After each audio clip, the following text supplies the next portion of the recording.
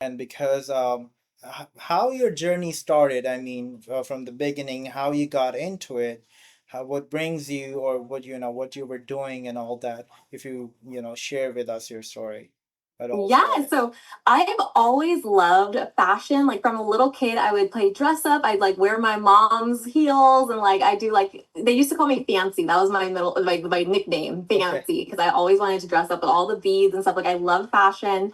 I loved watching America's Next Top Model and like I was always tall and like lanky and like people were like, "Oh, you should model." And they're telling me this as a young kid. And so it got in my head like, "Okay, I want to model." Like that's what I want to do. And I always wanted to do that.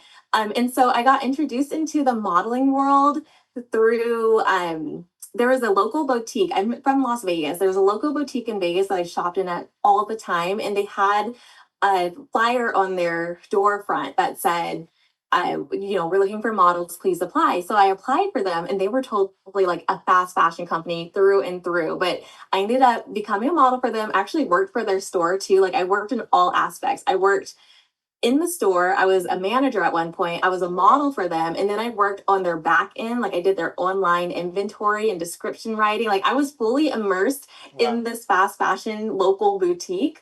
But I was modeling for them and they would have all these beautiful pieces coming in, but they were not made to last very long. It was like one or two wears and then it would start to kind of crumble, or like get Yeah. holes in it. But that was my introduction into modeling.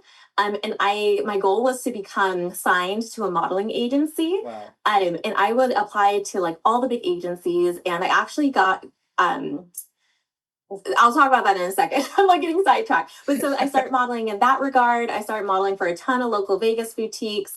And then I got immersed into like the sustainable community in Vegas. There was a store here called Sister House Collective, Okay. and she would host like documentaries.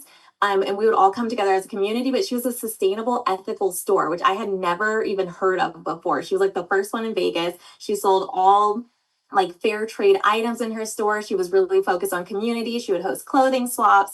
And during this time, I was a model, like for these fast fashion companies, but like this was my introduction into like people who are actually having companies that were mindful of people on the planet, like people who were hand dyeing clothing out of like indigo and like they really like they wove their own pieces. Like it was just really cool to meet these people. And so I watched the documentary The True Cost, Okay. and that talked about the Raza Plaza collapse Mm. that killed thousands of garment workers Yeah. in Bangladesh. And then we watched River Blue, which talked about how fast fashion is polluting the waterways Mm. for people's livelihoods, right? It's water that people were drinking from, water that people were bathing in.